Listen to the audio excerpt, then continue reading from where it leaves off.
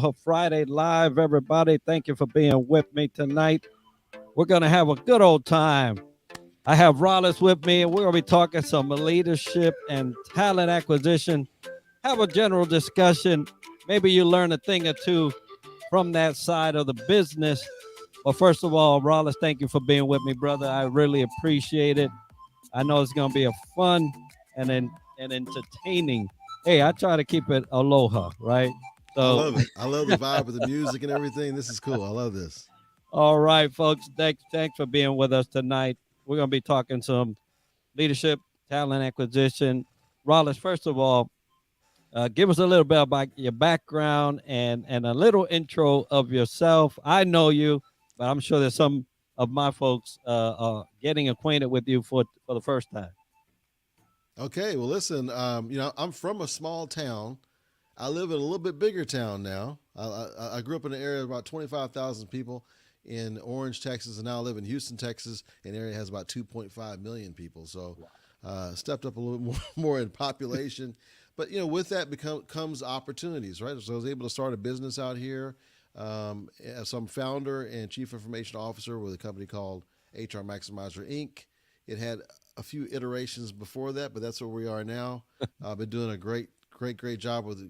I have a wonderful staff. I can't be more proud of them, my staff. We have a president we just installed last year. So, and just enjoying with that kind of that handing the keys over, to that next generation of leadership. And I've already seen great effects of what's being done by Leah and the rest of the team. So I couldn't be proud about where we are now. And of course, there's life outside of work, right? So Right. it's my wife and I. We do quite a bit of volunteer work, and we both enjoy doing that together.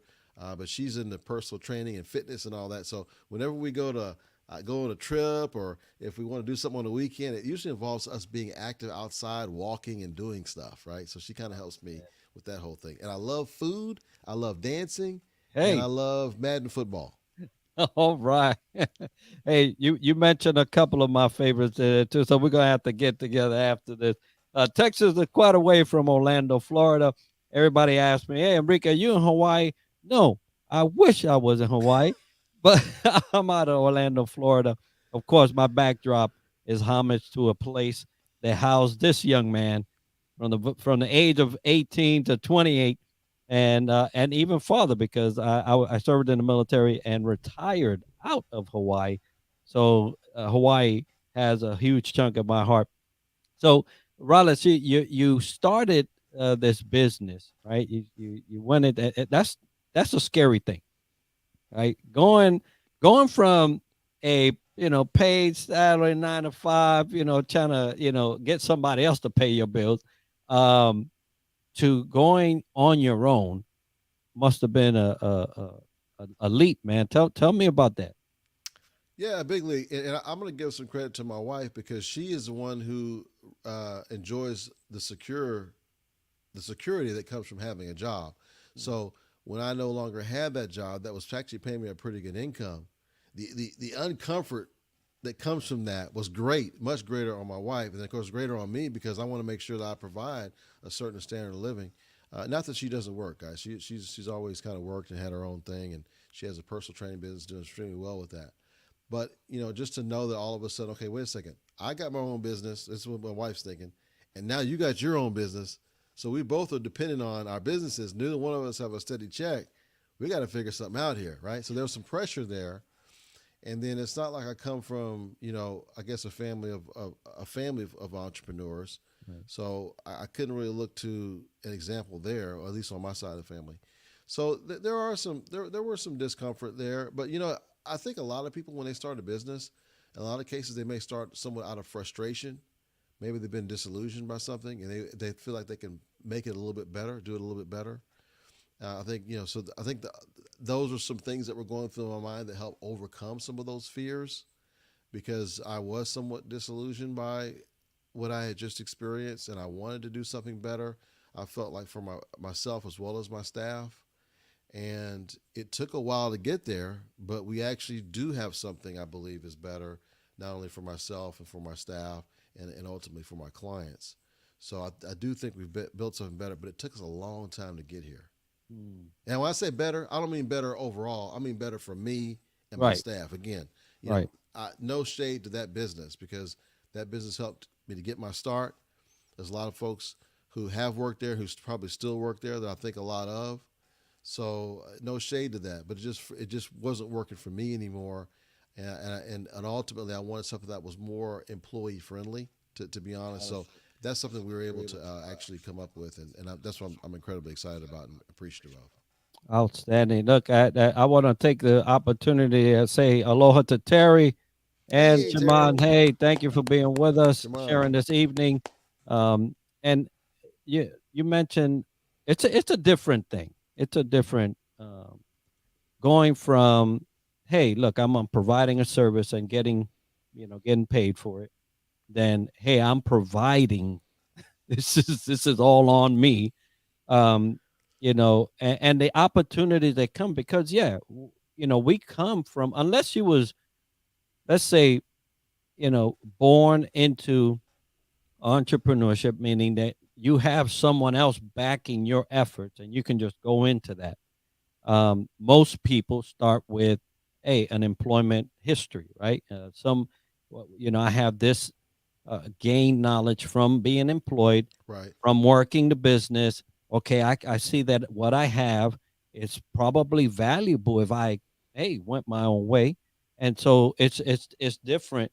And you have your wife, which is doing her own stuff as well. So I love the fact that you both in your independent business, but you can actually help each other out Yeah. because of the business mindset and things. So we're talking about, folks, leadership and talent acquisition. That um, Rollis having his own company, uh, and instilling a president. Now that's another step, a step that you have to kind of like, hey, here are the keys to my baby, right? And Yeah. and it that alone is nerve wracking. But the fact is that you had to identify someone that would execute at a level that you would feel comfortable, that would take your company to the next level. And uh, that is in itself, right, the definition of talent acquisition.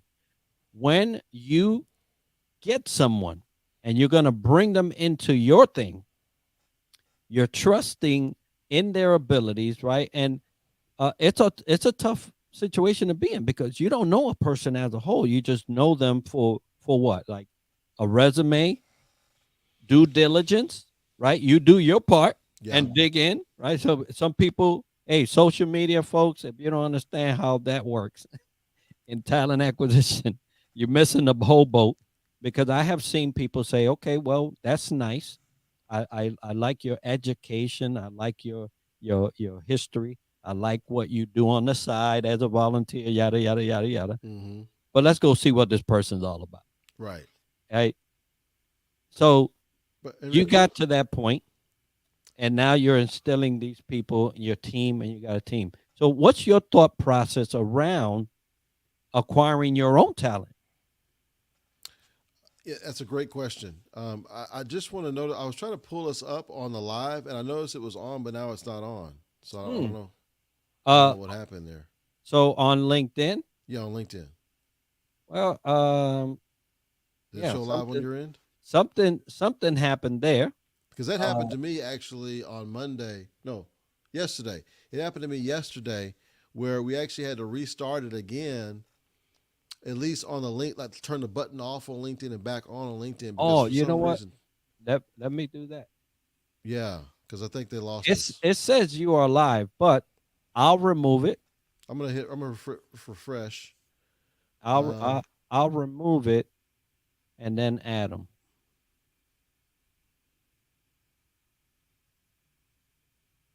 but I had the same issue on Friday. I'm sorry, That's Thursday, yesterday. yeah, that, and so there has been issues in terms of LinkedIn. I was watching, and some issues came up on the fact that the comments weren't posting, and I was like, what is going on here? And so So if you are on LinkedIn, and I'm gonna refresh on my end just to make sure that everything is um, yeah, now it's flagged me. Hey, Enrique is live. So we're back up on LinkedIn. If you're with us on LinkedIn, just let us know in the comments. I did see Terry and Jaman on there, so I know that something was live. But hey, we're back up. There's some people on there. Let us know if we're good on LinkedIn on the live session.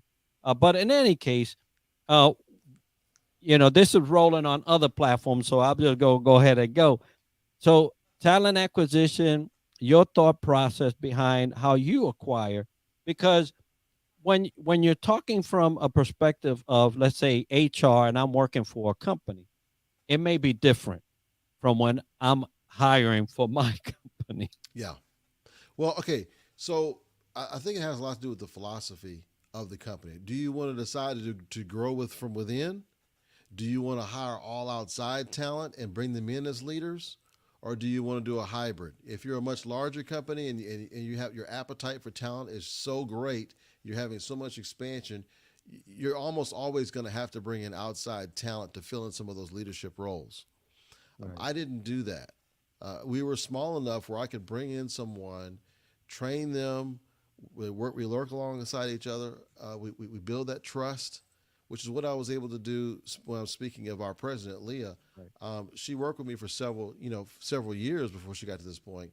I promoted her to a manager within her first couple of years, if I'm not mistaken, with us, and then from a manager to a VP, and then from VP to president.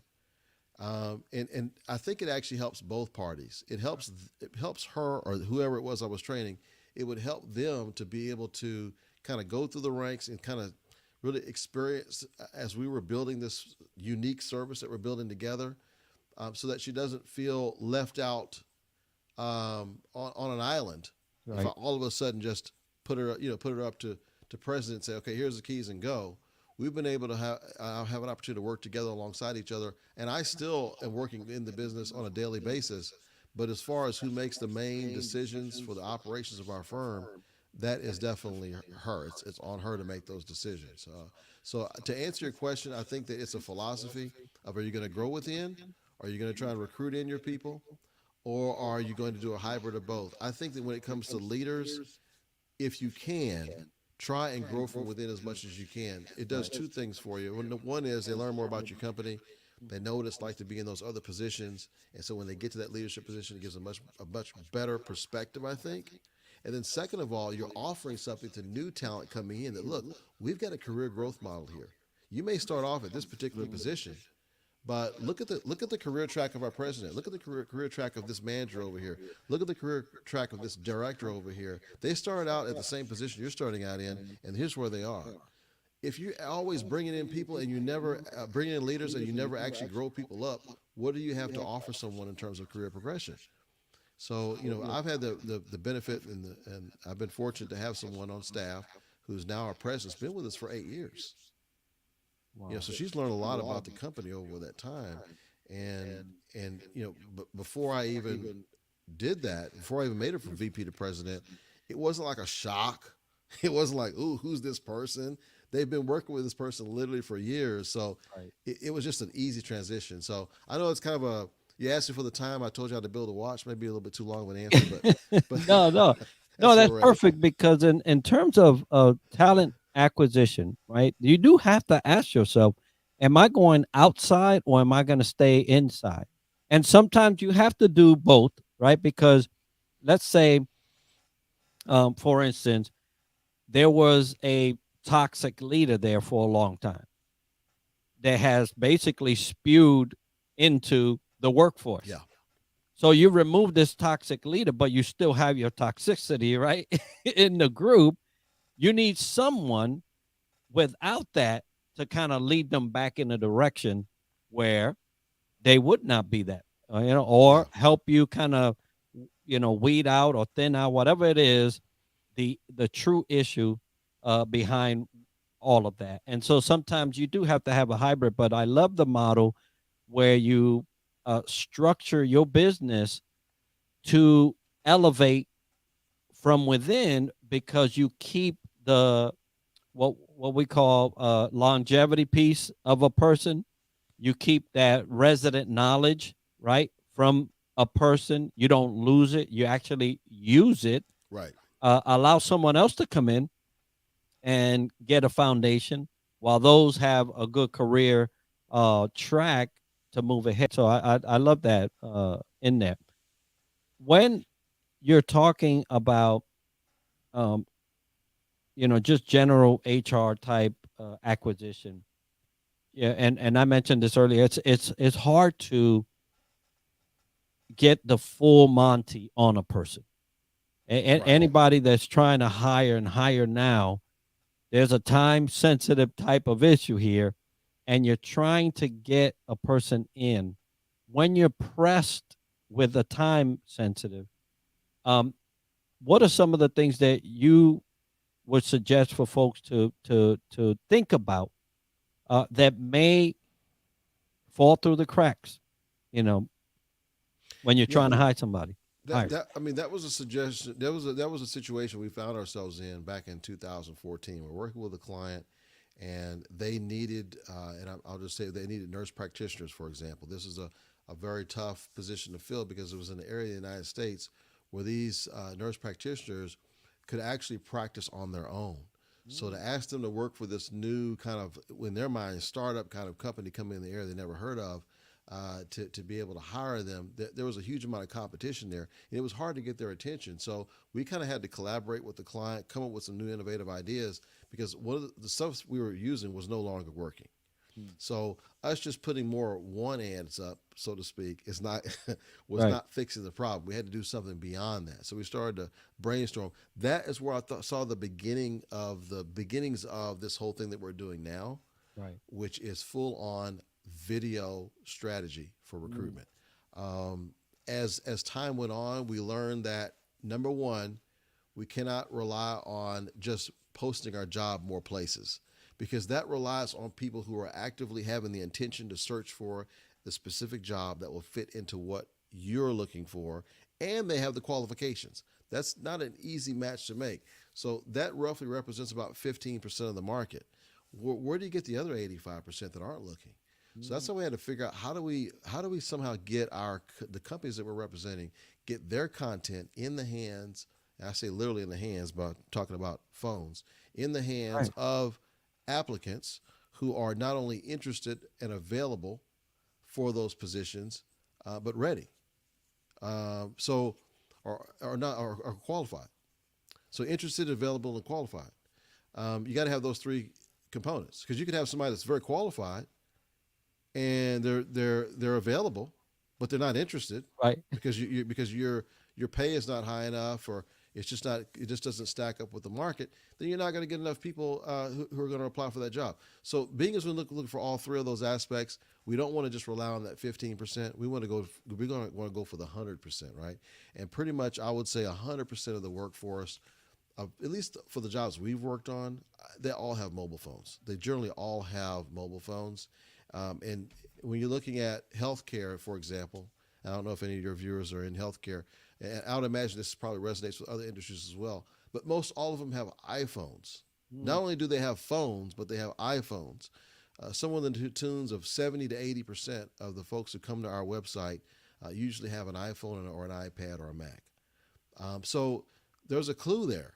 Success leaves clues, right? And so we figured out it's like we're getting some good feedback when we make our videos this way, when we make our landing page this certain way. But they It have improves iPhone. the conversion ratios. So we just learned through that through trial and error. And I'll just tell you, if anybody's watching this, if you're a startup, you're just now starting, you want to add someone to your team, go ahead and pull out your phone, put it on a tripod, make sure you have some good lighting, and record what you're looking for. What does the job entail that you're looking to fill? Like what's the roles and responsibilities of that job, as well as the type of person that you're looking for, who would be a good fit. Maybe talk about your culture. Maybe talk about your vision, your mission for the company. Even if you're just a one-person company. Now, as you get larger, obviously, that which a lot of clients we work with, they typically have 1,000 to maybe 10,000 employees. So we have a situation where we're actually interviewing a lot of the hiring managers. We're interviewing staff, executives to kind of give a clearer picture of the organization. And then we take those things that we drill them down to small little clips, and then we push those out on the phones.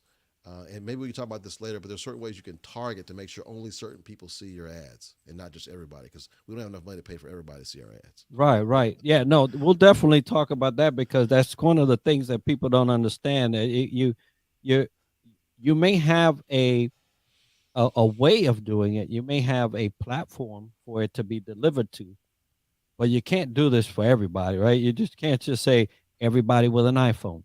Good luck, right? That's going to be some money, Exactly. right? Yeah, Because exactly. so I love the fact that you mentioned that this other chunk, this other chunk of available people. How do we get to that? And you thought video, you know. Yeah. So how did you get to that outside of hey folks, you got to start thinking outside the box, how did video come to you to say, hey, that's the way to do it? It's a good question. I mean, a lot of the stuff that I do, it wasn't that I invented it, right? There's like I didn't invent the iPhone, I didn't invent video, I didn't invent the streaming, but it just kind of came along, right? And I just said, you know what, this is a trend that has legs. Let's see if this thing works. And there were certain parts of video that I toyed with, actually a little bit too early. Like for instance, candidate interviewing.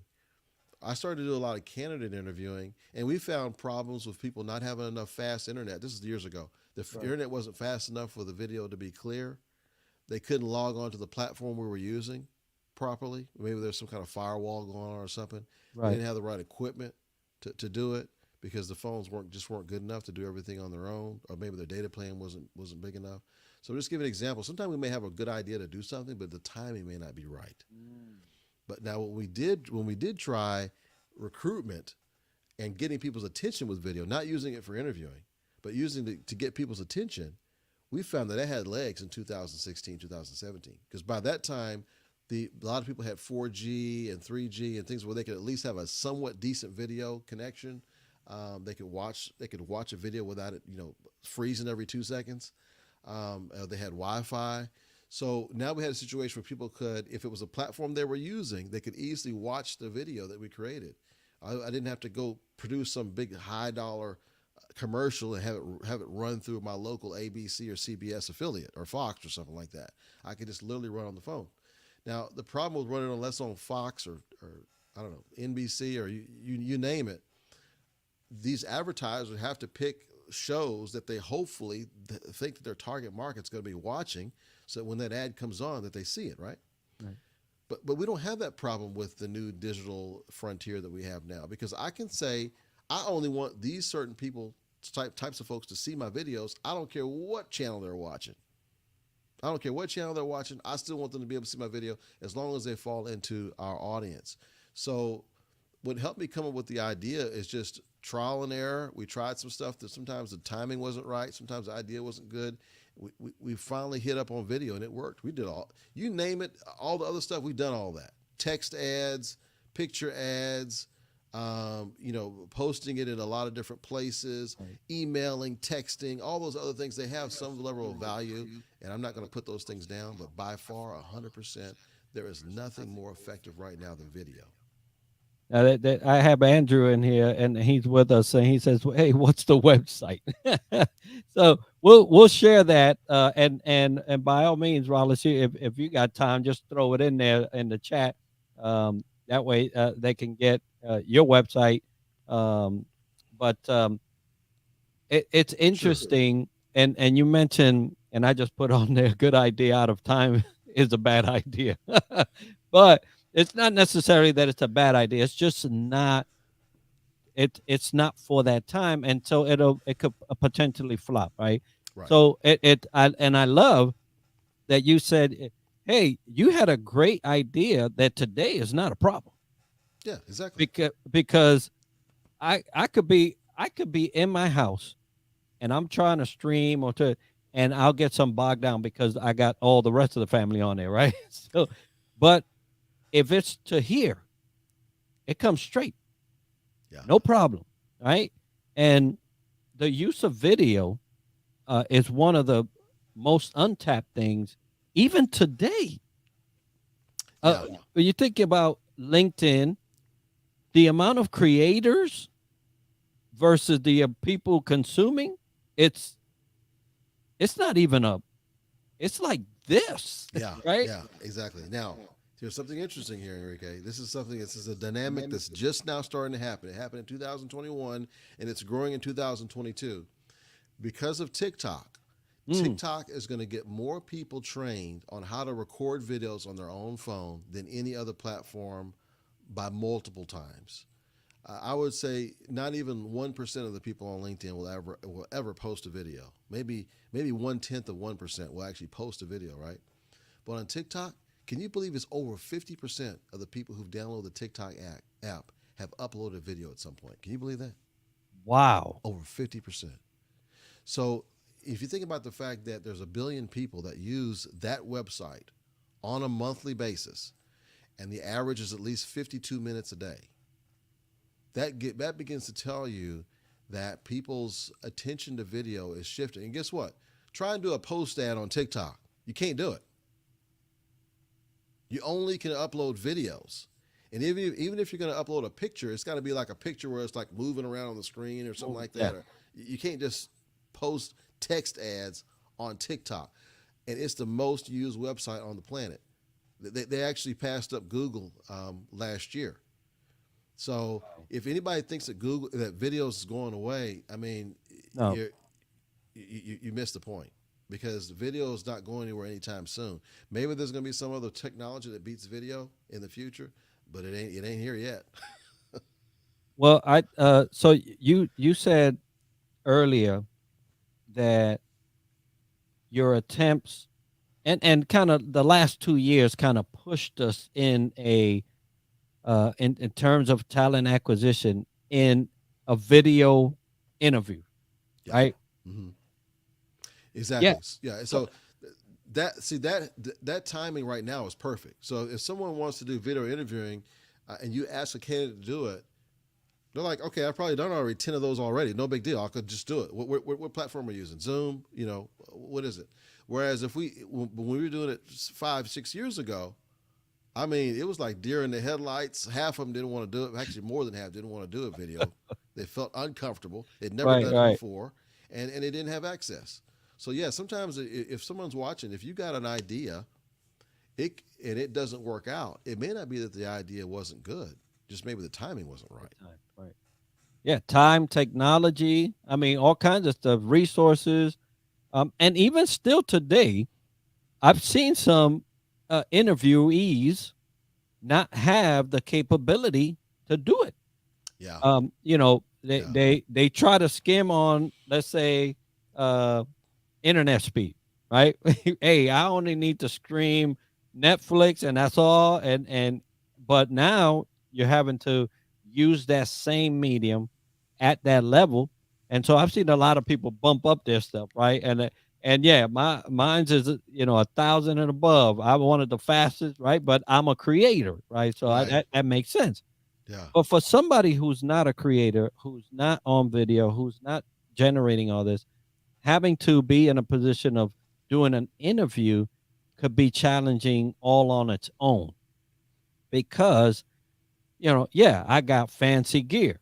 I could get on a stream or whatever with anyone across the world. I've done them, right. Their quality is obviously not matched to mine. So when you have HR preparing for these things, there's still the obstacle of the other person's capability. How have you seen that, and what have you done in terms of candidates to get them ready for that? that is a great question. It's a great question. I think, and just kind of loop back what I was mentioning earlier about TikTok. I think TikTok is a great preparer right now. They're preparing folks right now because they're getting folks used to the whole idea of recording or talking into their phone and recording it. Or I think that has helped. And of course, COVID pandemic, it's a terrible thing, but because people have been distanced and a lot of them have to use virtual platforms like a Zoom or a WebEx for their work, now the next time they need to do an interview, they're already set up. Mm. As far as what we do to prepare, we're preparing more on the client side, The the client employer side. side. We're training employers on how you can show up on video, create content, and share it, so that the candidates can get a more realistic idea of what they're getting themselves into. Because to expect somebody to look at this site that has all of these words and descriptions, Mhm. and usually when they're job descriptions, not actually job descriptions, they actually describe people and not jobs, but they're Right. trying to figure out what does the job entail. It's very difficult just looking at black and white on a screen. How do you learn anything about that job? So I think that what we're doing is we're helping on the employer side to help them communicate better to what their offer is to these Right. candidates, so the candidates can make better decisions on what they actually want to pursue and apply for. And I hope somebody else is smart enough to help on the candidate side. I don't have the bandwidth or the maybe I have the intelligence possibly, but I don't have the bandwidth to help on the Right, candidate right, side. right. No, and what you're saying, and I love there is a distinction there, right? Those going for and those providing the resources. Have you seen anybody say, you know what, let's and Andrew said, great job, brother. Um uh have you seen anybody on your side say, you know what, you're right, Rollis.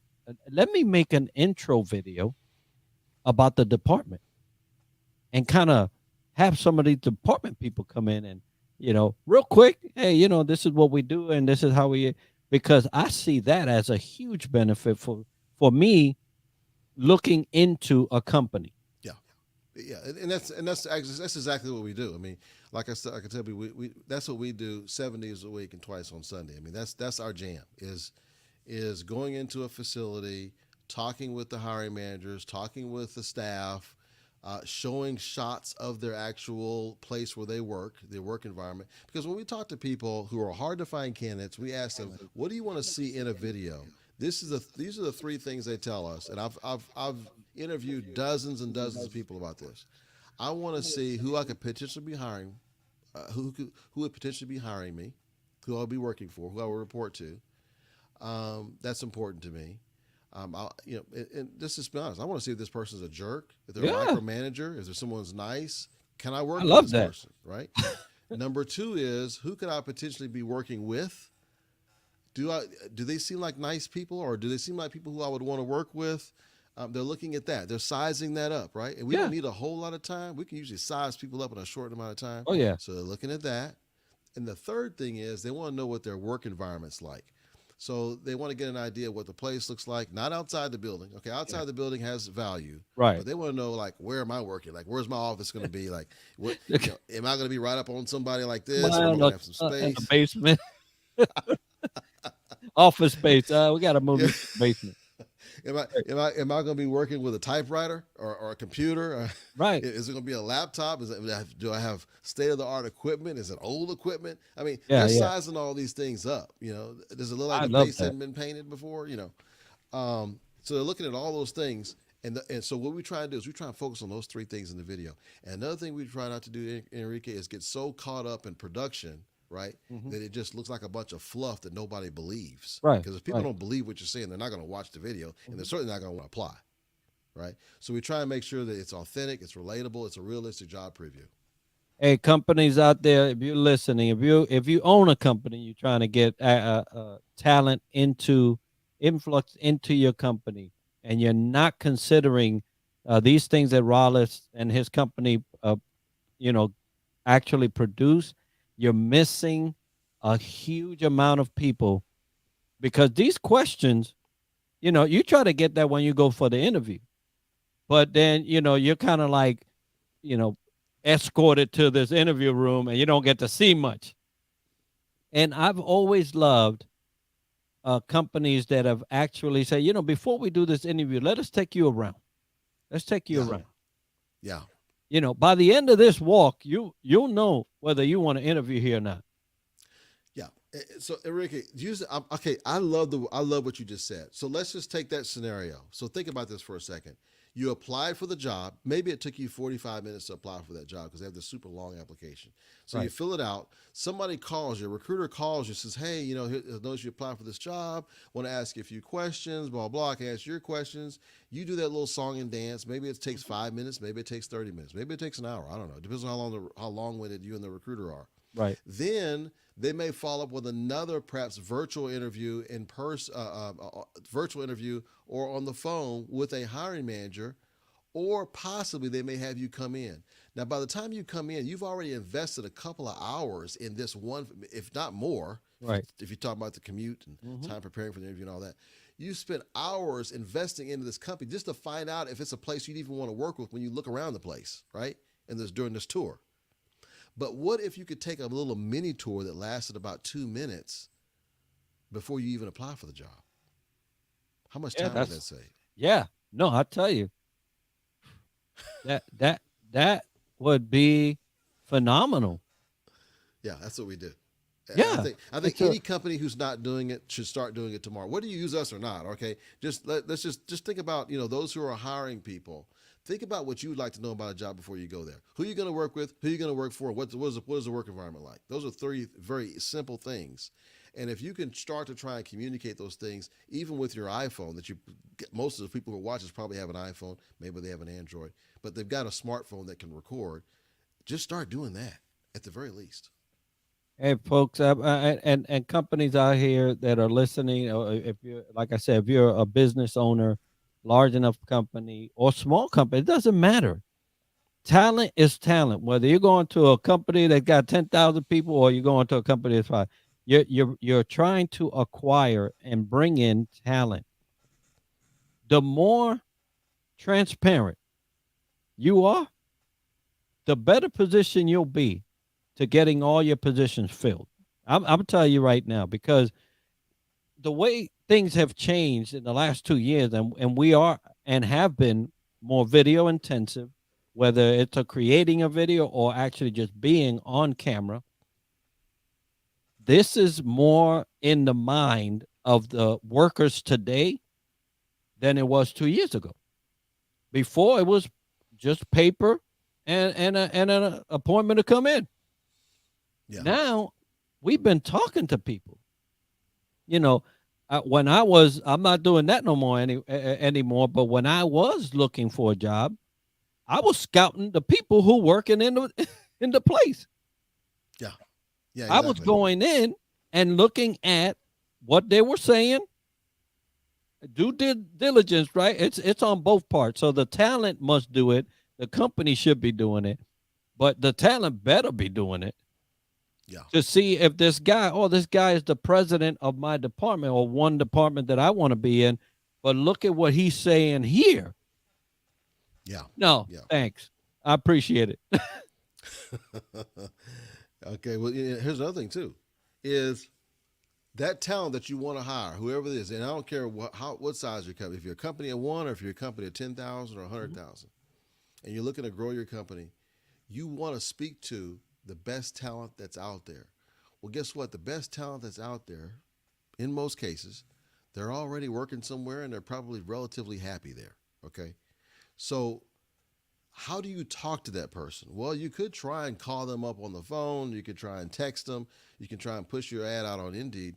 But what's a better way to actually talk to that person than to actually talk to the person through video? I don't know of a better way to do it than that. So that's another reason why I don't care what size company you have, and I don't want to hear any excuses where I just one.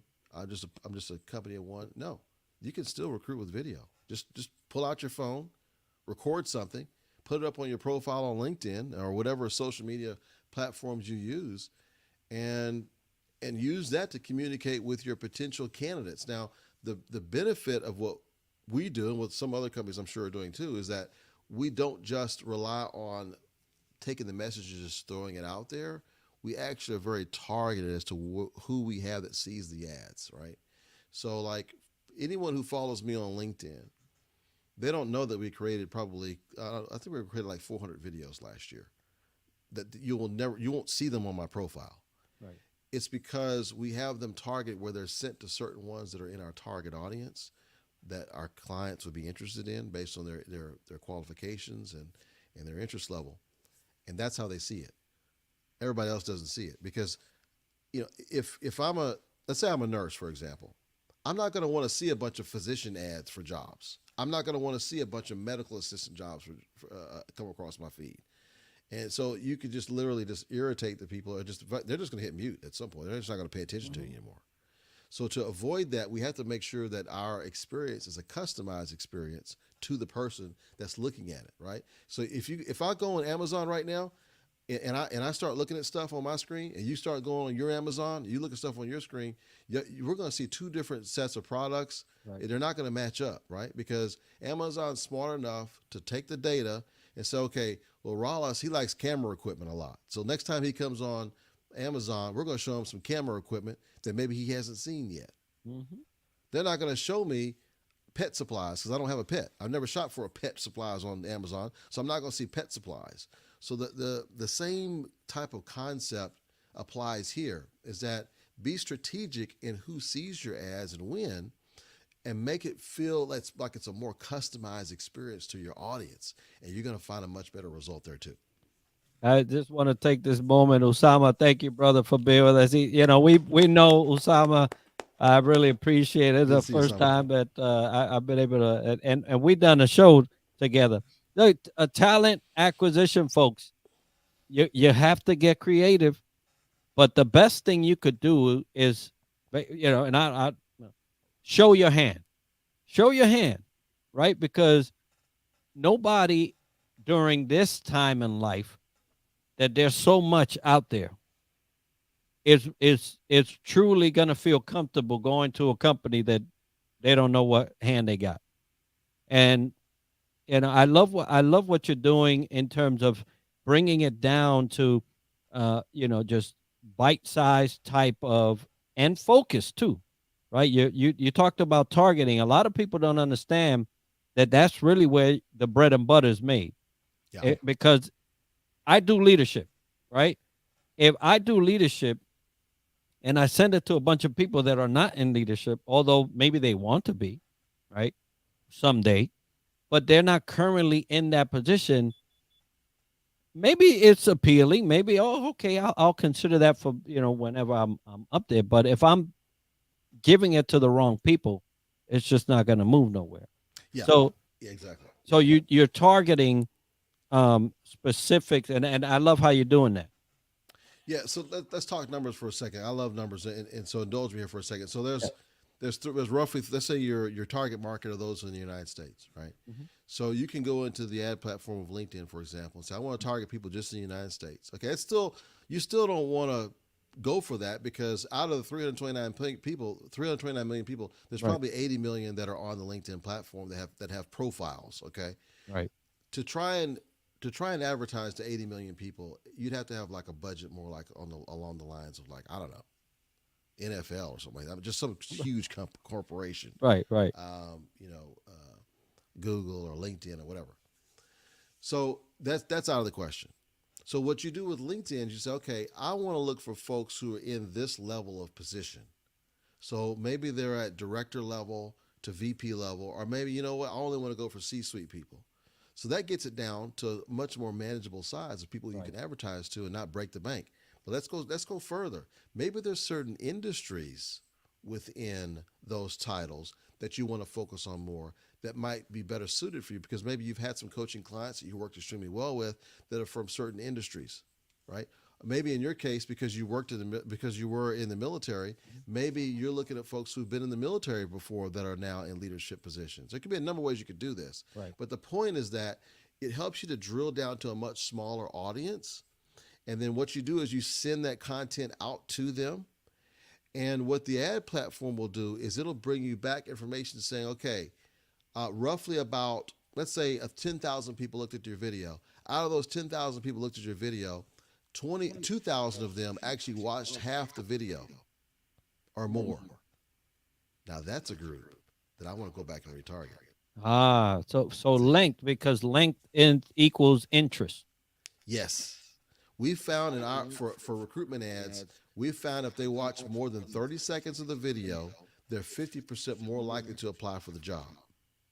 We've also found that 50% of the people who do apply, who hit the click the link button Mhm. that we have, those folks are more likely to apply if they watch two or more videos. In fact, we found 50% if they watch two or more videos, those are the ones that applied for our jobs.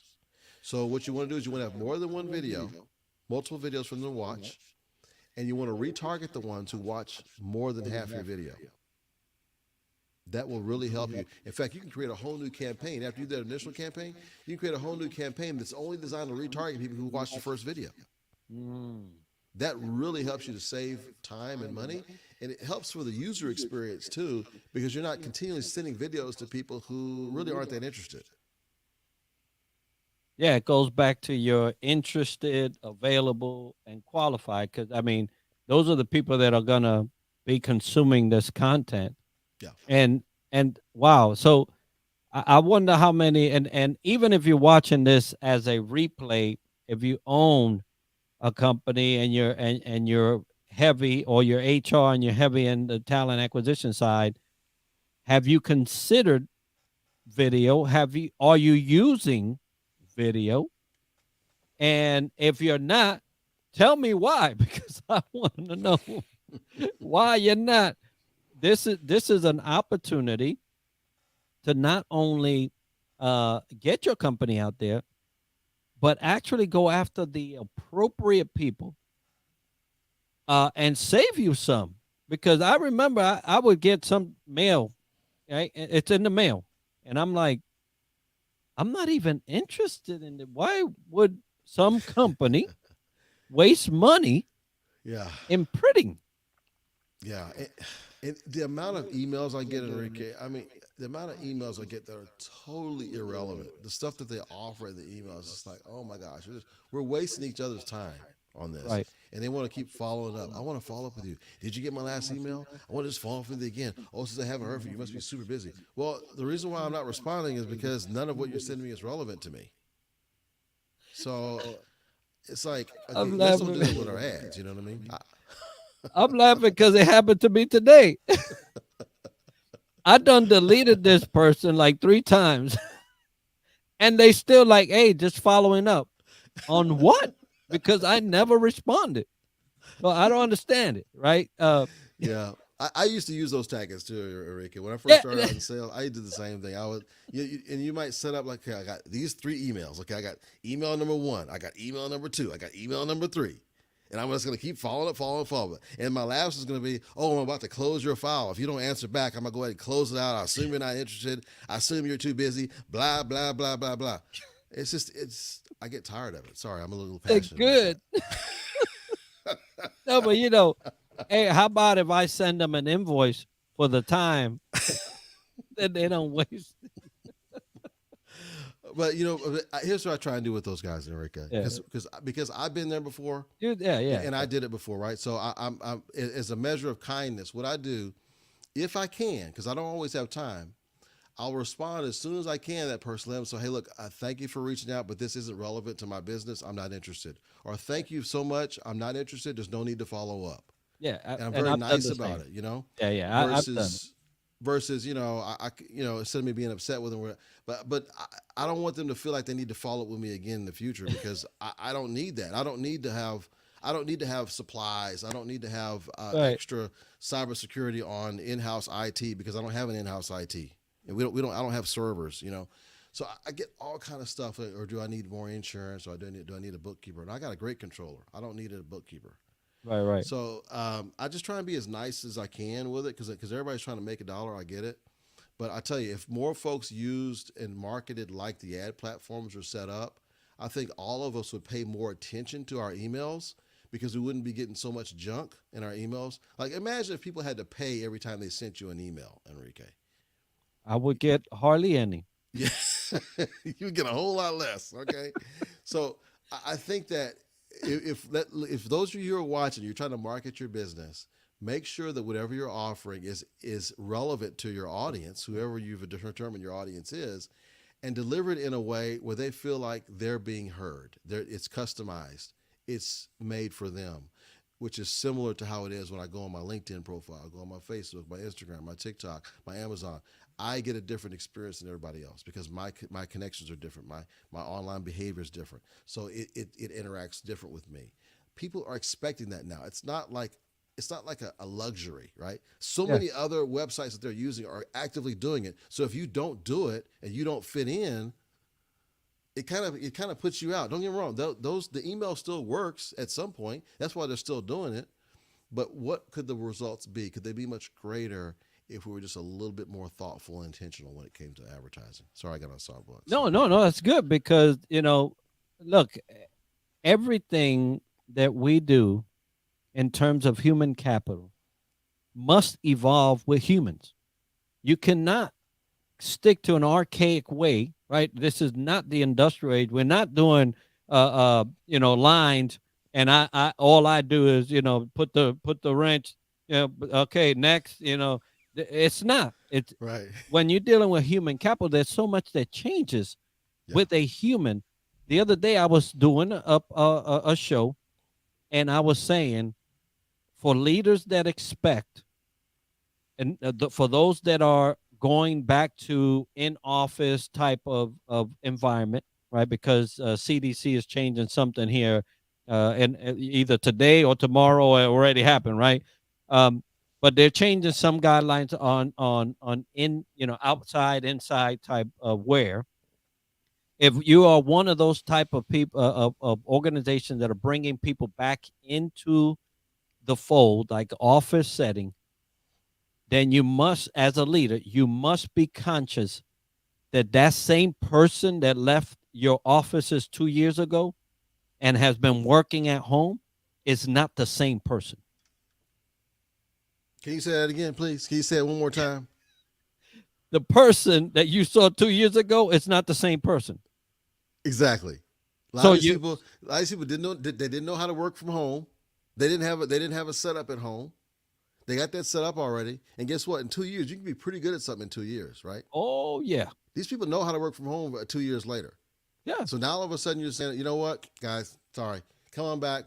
We spent all this money on these office buildings and supplies and everything. We need you guys to come back to the office without considering that the person has changed. That's a key point, my man. I well, clipped that one right well, there. and so to translate that to what you're doing in the talent acquisition side, if you think that fishing with the same reel for the same for different people now. They're different. They think different. They are into technology. They weren't before because they didn't have to, but Right. now they have had to. Yeah. And so if you're looking at talent acquisition from the same lens of 2 years ago, you're gonna miss out. Number one, I you're gonna agree. spend a lot of money, right? I agree. And some of and I hear. Listen, I respect these CEOs that are making these decisions. Whatever you feel is better for your company. But I would just really implore them to also consider that every decision has a cost associated with it. So if I'm a CEO and I'm saying, look, I don't care what department, I don't care if you're in IT, I don't care what department it is, you need to come back to the office. Okay, that's fine. But just know that it has a cost associated with it. The cost in that case is pool, that candidate pool in that marketplace. What is the marketplace offering them? If the other places are offering them work from home options or the ability to work from home and they like doing that, and you're saying, I want everybody to come back, are you willing to lose those folks? Number one. And it's not just the fact of you losing them, it's how do I hire someone back that replaces all that tribal knowledge that just left my company? Mhm. How am I going to pay them enough? Because guess what? The candidate pool just got smaller. So I'm just going to give you an example. Let's say it's IT folks, for example. I don't even recruit for IT. I recruit for healthcare. Mhm. But let's say it's IT. And let's say the candidate pool is this big for IT. But roughly about half the market wants to work from home. So if I say, look, everybody who's worked for my company, listen, you guys are going to go ahead and work from here in the office going forward. Let's say, I don't know, April 1st, something like that. You guys are going to come back to the office. What happens is there's a certain percentage amount of my own workforce I'm going to lose because of the other competition. But here's what's really hard, Enrique, It's how do I attract new people to replace them? Well, the candidate pool is smaller now. So I have less people to choose from, which what happens when anything is in a small supply but there's great demand? What happens to the price? It skyrockets. It skyrockets. It goes up. So now what happens is now I'm going to have to pay more for the same talent that just left my building, but that's not the kicker. The tribal knowledge left with that person. It's going to take a while to get that new person up to speed. So if a CEO can make a decision, again, I respect any CEO that makes that decision. Everybody has to work. I don't care what position you have. You need to work in the office. I respect that position. We've got clients that do that, and I respect it. But just realize there's a cost associated with it in terms of candidate pool, availability of candidates, because ultimately a candidate is going to go with what's best for them and their family and their situation. There's a number of people who are ready to go back to the office, so you're going to be able to recruit those people. But they're going to be a little pricier because they're more in demand. Right. And on top of that, they are also different, right?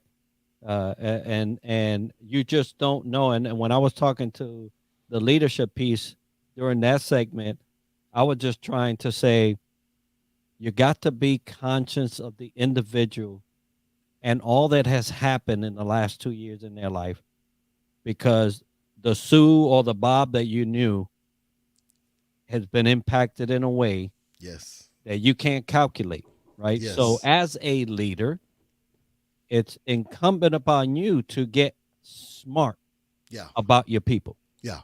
Right.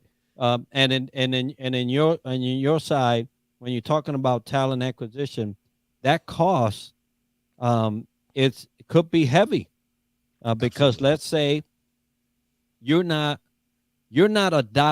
adopting and adapting appropriately and according to the current time as a CEO, as a VP, as a department head, and you could be causing basically the exodus, the grand exodus of a group of people that are talented, and then to get that, and I think I was just going to say this, but Cassandra, hey coach, the cost of replacing candidate be up to 10 times the amount because you were unwilling to get smart about the time.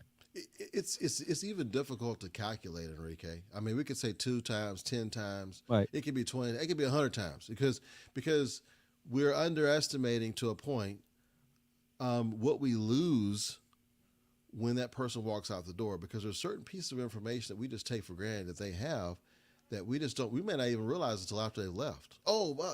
So Joe was the only person who knew how to do that certain thing, or Joe was the person who had that. Or Susie was a person who had that client relationship, and now all of a sudden we just lost one of our biggest clients because of that. So I agree with Cassandra. It could very well be 10 times. It could be higher.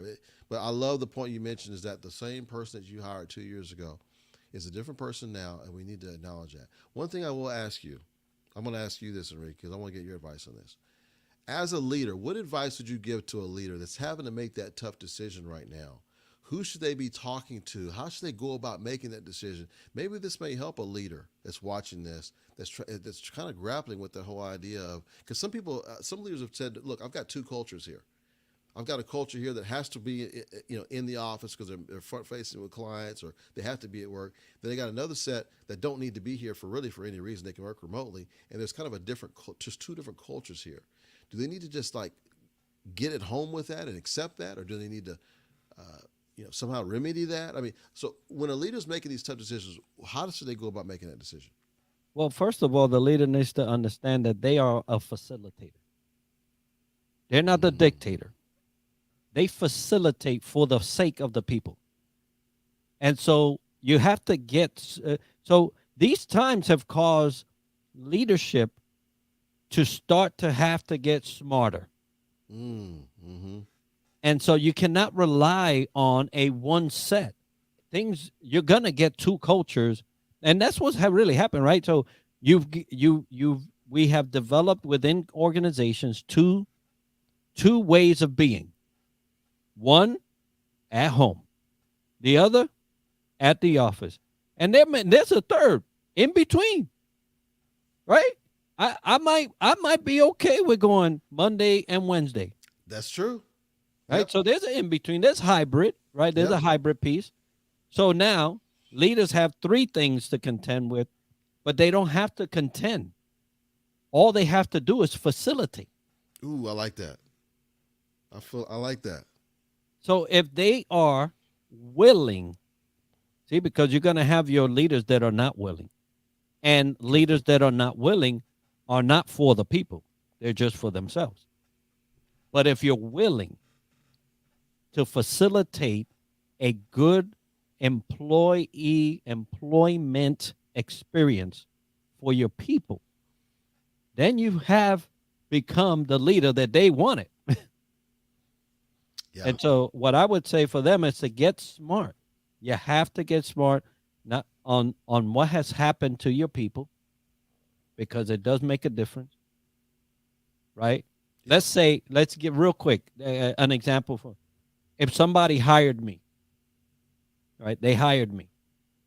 They all they know is my resume. All they know is how I performed on the interview. And they say, you know what, we're gonna take. Mm-hmm. And then I show up and they say, um, this COVID thing it's just a bunch of hogwash, right? And I say, my mom died because of COVID. Mm. And I had to leave my other job because I didn't think it was going to hurt me as much as it did.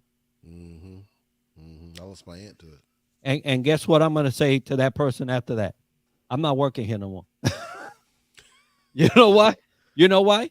Because I can go get another job. Yeah. Yeah. But I refuse to be under a leadership like yours. That's powerful. And that choice, it belongs to an employee. But the Yeah. leader has to get smart, and they can't be stuck in their way. So long answer. But I agree with you. And again, I just want to stress that I respect that, because I know folks like this that are in these positions, and I know they've made a decision that they want everybody to come to the office, and they have their reasons. I don't even need to be privy to the reasons. Right. But the point that I'm making is that there is a cost associated with it, and it might be much greater cost than possibly what they've anticipated from a because I see it from the recruitment side. Because when you have a leaky faucet, and every time or let's say a leaky bucket, and you're trying to fill that bucket up, and it's constantly leaking stuff out the bottom of it, it just takes so much more effort than if you could just find a way to just tighten that thing up where there's no leaks out of that bottom of that bucket. And now when you're recruiting and bringing folks in, you got a whole lot less people that are leaving. Right. So now we can start making some progress on these positions, because we're like, man, I can't get ahead of these positions. I had 1,000 positions open, and I still got 1,000 positions. It's like I'm not getting anywhere. And so we see that sometimes from the recruiting side, is that part of the recruiting problem can be fixed actually with retention.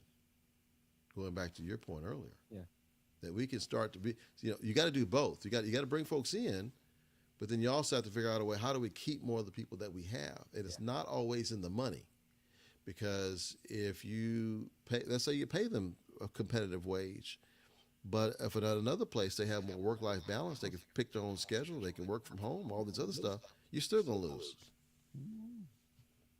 It's a tight game. It really is. You have to be smart. You got to be creative, folks. If you're looking to maximize your recruitment, you're looking to maximize the available talent that's out there. They are, what do we say? Interested, available, and qualified, right? If you're looking to seize on the right people, then you need to get with Rollis so he can hook you up with some video, because talent acquisition is not your grandma's talent acquisition. It isn't. Ain't that the truth? It isn't. And I love grandmas. It's no disrespect. It's just that you cannot be using old stuff for new stuff. Have you ever tried old wine into new wineskin? something's gonna bust, right? Or See, you I can want tell to you, know. I can tell you read your Bible. That's a Bible verse right there. That's right. Hey, but it's true, right? So Yeah. people get smart. Rollis, you had already shared the website, but if somebody wanted to get a hold of you to maximize their talent acquisition, how would they do that? You can go to atyourmaximizer.com, but you can hit me up on whatever the major profiles. Look up my name, and we can connect. LinkedIn, I'm probably on the most. I actually have a TikTok, so you can look me up on Oh, TikTok. Career advice. I do a lot of career advice. In fact, those who are looking for career advice, I do quite a bit on TikTok now, Instagram. But yeah, hit me up on any other one of those. Be glad to talk to you, or go to our website. outstanding, folks. Well, we got some things to share with you. Number one, number one, these cookies right here, folks. Check out Honolulu Cookie Company. I'm not getting paid for this, but these things are delicious. I'm gonna check it Matter of out. fact, Rollis, I'm gonna send you one like this, Okay. and then you're gonna tell me how delicious they are, because I know you will.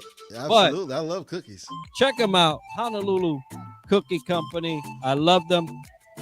Check it out, Business and Bourbon live event. We just did a webinar. It was great.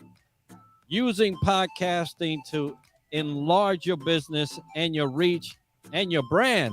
It happened Wednesday. This is a live event, March 16th in Tampa from 5 to 8. And I'll put the link in the comments. Also, we also have, guess what? Podfest Expo coming May 26th to the 29th. I'll be speaking about this very thing, LinkedIn Live. So I'm going to be live there speaking at the Hilton Orlando. And if you want to join and get there, 20% off your ticket if you use DTLW Podcast 20 at checkout. Folks, it's going to be a great rest of February, but even greater March here coming up, and April, May, and all the things that are happening. Rollis, thank you for being with me tonight, brother. I really appreciate it. Folks, get your talent acquisition right. Stop messing around. It's people's lives we're messing with, right? But folks, we're going to be back next Friday with another great guest. For tonight, it was Rollis. Thank you, brother. I appreciate it. For all of you, Aloha Friday. Enjoy your weekend. Be safe. We'll see you next week.